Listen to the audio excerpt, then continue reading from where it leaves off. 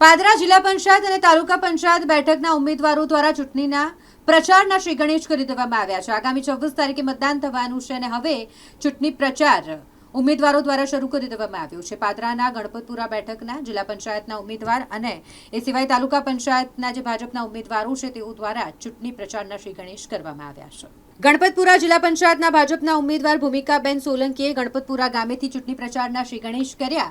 ધારાસભ્ય ચૈતન્યસિંહ ઝાલા સહિત ગણપતપુરા જિલ્લા પંચાયતના ભાજપના ઉમેદવાર અને આ વિસ્તારમાં આવતી તાલુકા પંચાયત બેઠકના ભાજપ ઉમેદવાર જેમાં સાગમા, દરાપુરા, સરસવણી અને ગણપતપુરા તાલુકા પંચાયતના ઉમેદવારો પણ ચૂંટણી પ્રચારમાં જોડાયા હતા। પાદરાના ધારાસભ્ય ચૈતન્યસિંહ ઝાલા સહિત ઉમેદવારોનું ગ્રામજનો દ્વારા ભવ્ય સ્વાગત કરવામાં આવ્યું। ચૂંટણી પ્રચારમાં ભાજપ સરકારે કરેલા પ્રજાલક્ષી અને વિકાસલક્ષી કાર્યોને પ્રાધાન્ય આપી જનતાએ સારો પ્રતિસાદ આપી વિજયનો આશાવાદ વ્યક્ત કર્યો।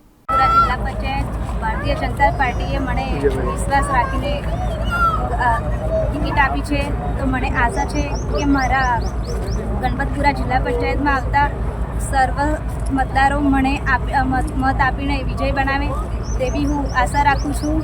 પૂરા જિલ્લા પંચાયત સીટ પર ભારતીય જનતા પાર્ટીના ઉમેદવારે તાલુકા પંચાયતના ઉમેદવાર સાથે આજ રોજથી પ્રચારનો શુભારંભ કર્યો છે। ભારતીય જનતા પાર્ટીના વિકાસના કાર્યો સાથે તમામ ઉમેદવારો જનતા સમક્ષ જઈ રહ્યા છે અને જનતા તરફથી જે પ્રતિસાદ મળી રહ્યો છે તેનાથી અમને જીતનો પાકો વિશ્વાસ છે।